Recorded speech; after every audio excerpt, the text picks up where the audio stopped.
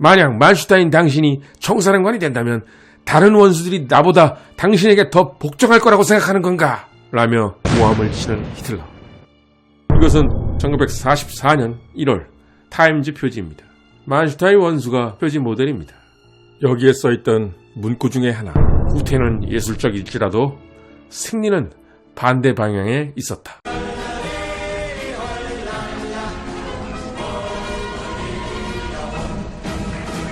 구독과 좋아요, 클릭 부탁드리겠습니다.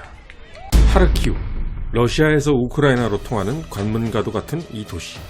사통팔달 교통의 요지인 하르키우는 2차 대전 당시에도 또 현재에도 우크라이나를 차지하기 위해서는 반드시 장악해야 하는 우크라이나의 입구 같은 도시였습니다. 8대 1의 싸움에서 소련군에게 막대한 타격을 가하고 하르키우까지 점령했던 만슈타인. 그러나 만슈타인은 너무나 병력이 부족했습니다. 그는 대규모 포위 기동을 원했지만 병력 열세를 감안하여 하르코프와 벨고로드를 점령한 후 일단 추격을 멈추게 됩니다. 8대 1의 병력 차로도 기적의 승리를 거뒀으니 만슈타인의 능력은 정말로 대단했습니다. 역시 그의 장기는 기동전의 대가라는 별명처럼 기동방어전이었습니다. 그의 장기는 바로 독일군의 장기이기도 했습니다. 이때가 독일군 역사상 최악의 패배인 스탈린그라드 패배 직후인 1943년 3월이었으니 만슈타인은 스탈린그라드의 복수를 한 셈이었지만 문제는 병력 고갈이었습니다. 역습을 통한 하르키우 승리 이후 만슈타인이 하려고 했던 전략은 과연 무엇이었을까요? 그의 전략은 역설적으로 전면 후퇴였습니다. 그러나 그 후퇴는 기동전을 하기 위한 작전상 후퇴였고 기동전을 통해 소련군을 대량 섬멸하는 것이 만슈타인이 진짜로 원했던 거였습니다. 이미 만슈타인은 스탈린그라드 패배를 지켜보며 소련을 아예 통째로 점령한다는 것은 몽상이라는 것을 깨닫게 됩니다. 그래서 최대한 소련군에게 타격을 가해 현재 상황에서 전쟁을 끝내는 것이 그나마 다행이라는 사실을 독일 장군들 중 가장 일찍 깨달았던 것이 바로 그였습니다. 그런데 문제는 히틀러가 후퇴할 마음이 전혀 없었다는 것이었습니다.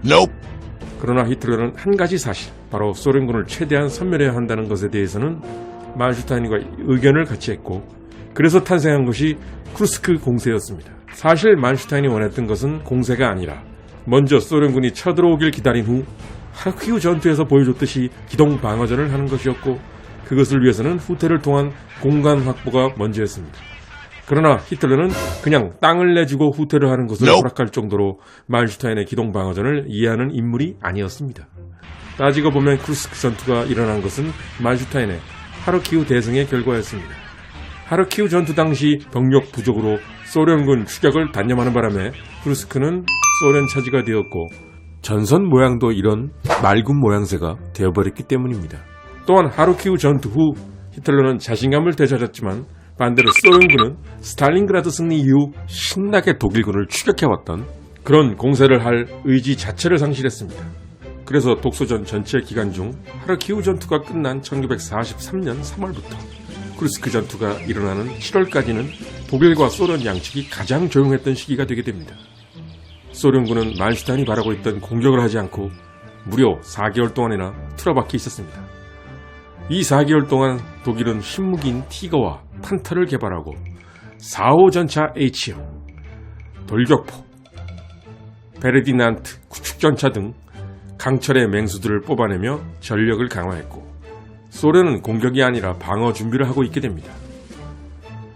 만슈타인은 방어도 힘든 독일군이 먼저 공격에 나서는 것은 전략적으로 옳지 않다고 봤습니다.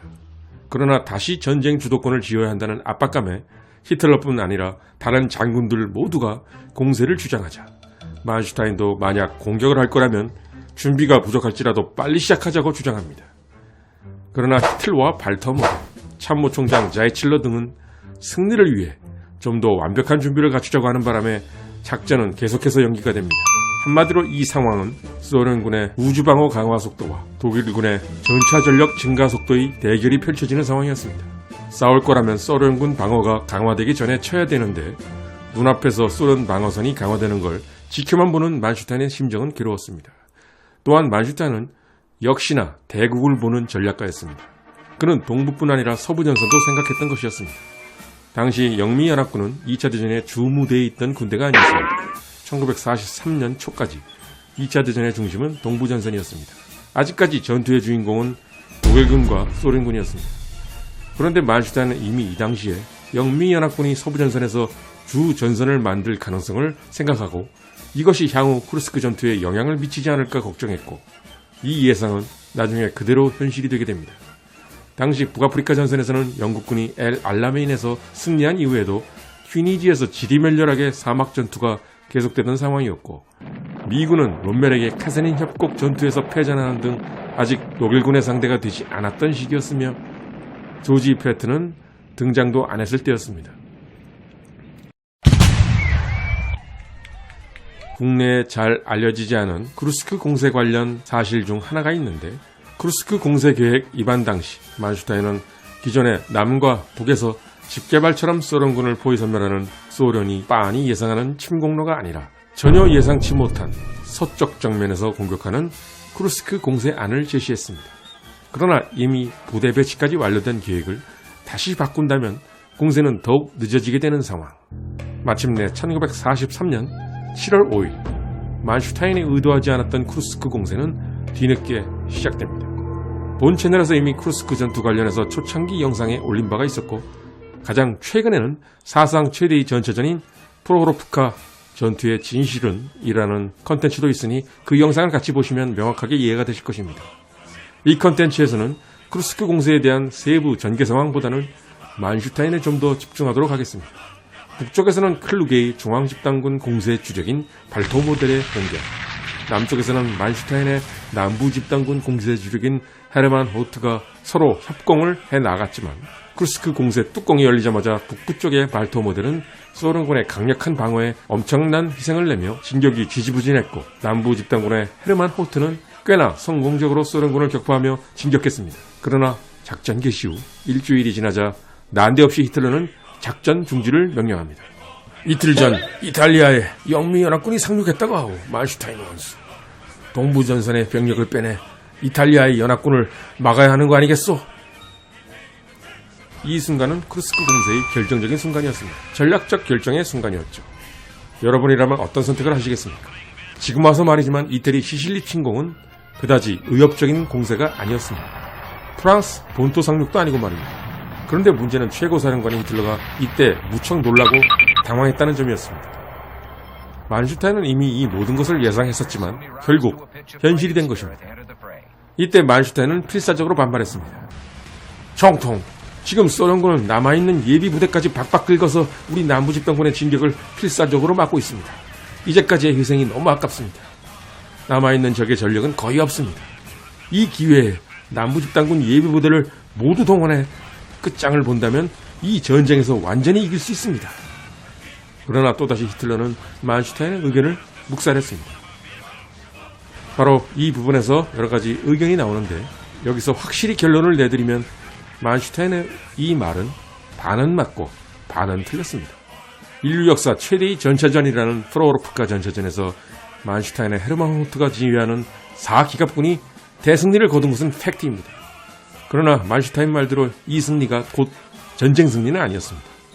소련군의 규모라는 것은 독일의 최고 전략가 만슈타인의 상상조차도 초월할 정도였다는 게 문제였습니다. 프로호로프카에서 850여 대 가까운 전차가 파괴되었던 소련군. 그러나 문제는 파괴된 것보다 더 많은 소련군 전차가 다른 지역에서 일제히 치고 나오기 시작했던 것입니다. 일전에도 소개했던 프로호로프카 대전차전의 진실이라는 영상에 이 모든 것이 나와 있습니다. 히틀러는 쿠르스크 공세를 중단시킨 뒤 아쉽지만 이제 무승부로 마무리되겠구나 싶었겠지만 이것은 착각이었습니다. 독일군의 공격을 견뎌낸 소련군은 7월 17일 대규모 반격을 개시, 독일군을 쿠르스크 공세 시작점으로 후퇴시켰습니다. 만슈타인은 이 순간 직감했습니다. 이제는 소련군이 평화 협상을 하도록 압박할 마지막 기회가 날아가겠구나. 쿠르스크 공세는 만슈타인 입장에서도 절박했던 마지막 기회였습니다. 공세를 원했던 것은 아니었지만 일단 공세가 시작되었다면 최대한 소련군을 두들겨 부수는 기회로 삼아야겠다고 생각했던 만슈타인. 두들겨 부수긴 했지만 소련은 그 정도 두들겨서는 쓰러뜨릴 수가 없는 존재였습니다. 이제 전쟁의 주도권은 완전히 소련군으로 넘어가게 됩니다. 쿠르스크 전투가 아직 마무리되지도 않았는데 소련군은 다른 지역, 특히 미우스강 방어선 지역으로 공격을 시작합니다. 8월엔 미우스 전선이 뚫렸고 돈바스 해방을 위한 소련의 공세가 시작됩니다. 마치 현 우크라이나 침공을 진행 중인 러시아군의 돈바스 공세와 똑같다는 사실이 정말로 역사는 반복되는 것 같아 의미심장합니다. 소련군은 만슈타인이 어렵게 되찾은 하르키우도 다시 가져갑니다. 1943년 9월이 되자 소련군은 독일군을 타만 반도에서 몰아내고 크림 반도로 도망치게 만듭니다. 이제부터 독일군은 드네프르강에서 방어를 하기 위해 기나긴 후퇴를 해야만 했습니다. 소련군 최고사령부 스타브카는 독일군에게 가장 중요한 천연 방어선인 드네프르강 방어선 주변에 참호조차도 팔 시간을 주지 않아야 한다는 것을 깨닫게 됩니다. 그래서 소련군은 미친 듯이 드네프르강을 향해 뒤쫓아왔는데 문자 그대로 소련군이 독일군 뒷덜미를 잡을 정도로 가깝게 쫓아오는 급박한 상황이었습니다. 그래서 독일군은 살기 위해 건널 수 있는 모든 것을 다 동원해서 드네프르강을 건너 도망치는 상황이 됩니다. 또다시 위기에 봉착한 남부 집단군 상황. 만슈타인은 히틀러를 방문합니다. 총통각하, 찔끔찔끔 후퇴하는 것은 의미가 없습니다. 한 번에 드네프르강 건너 쭉 후퇴하여 소련군의 집요한 추적을 일단 뿌리쳐야 합니다. 그런 후 전선이 축소되어 남는 병력을 전부 모아 대규모로 기동 포위전을 해보겠습니다. 제기에 맡겨주십시오. 이 전략대로 했다면 제2의 하르키우 전투 같은 승리가 더 커다란 규모로 있게 될 것이란 점은 확실했습니다. 따라서 독일 입장에서는 패망을 더 늦췄을 거란 점도 확실했습니다. 가능성이 낮긴 했지만 소련군이 엄청난 타격을 입는다면 휴전 회담으로 갈 가능성도 있긴 있었습니다. 지금 생각하면 당시 독일군 입장에서 그나마 제일 나았던 전략은 오직 이것 하나였습니다. 왜냐하면 이 당시에는 히틀러 자신이 그렇게도 포기하기 싫었던 자원의 보고인 우크라이나를 잃는 것이 너무 아까웠지만 불과 1년 7개월 후에는 베를린이 점령되는 상황이 되니까 말입니다. 아니 불과 1년도 안 돼서 즉 1944년 6월에 소련군의 바그라티온 작전이 실행되는데 그 작전 결과 독일군은 우크라이나가 문제가 아니라 아예 소련 전체에서 물러나는 지경이 됩니다. 1943년 7월 크루스크 전투 이후 1943년이 끝나갈 때까지 만슈타인은 치열하고도 처절한 방어전을 벌이게 되는데 소련군이 하르키우 전투에서 자신이 했던 선방어 후 역습 전략을 그대로 따라하고 있음을 알게 된 만슈타인. 따라서 자신의 트레이드 마크인 탱크를 활용한 기동 포위전을 구사하는 소련군에게 만슈타인도 당당히 맞대응하여 결전을 벌이고 싶었지만 히틀러의 승인이 없으면 어떤 퇴각도 불가능한 상황에서 적시에 후퇴를 통한 소련군 괴멸작전을 제대로 할 수가 없었습니다. 히틀러는 만슈타인과 싸워가며 정말로 어쩔 수가 없을 때만 마지못해 후퇴 명령을 내렸고 조금 더 빨리 후퇴했더라면 차후 공세를 위한 병력을 아낄 수 있었음에도 타이밍을 놓쳐 병력을 잃는 사태가 반복되었습니다. 견디는 못한 만슈타인은 중요한 제안을 합니다.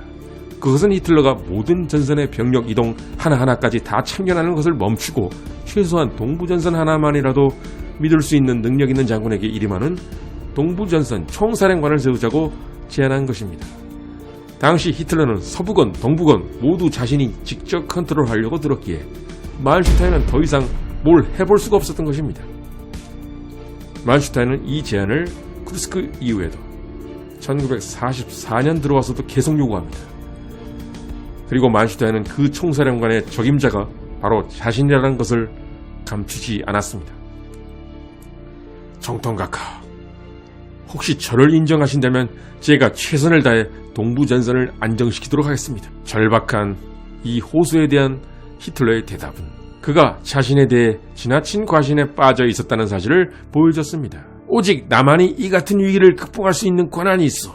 심지어 나조차도 모든 원수들이 내 명령을 따르도록 만드는 데는 실패했어. 만약 만슈타인 당신이 총사령관이 된다면 다른 원수들이 나보다 당신에게 더 복종할 거라고 생각하는 건가? 라며 고함을 치는 히틀러.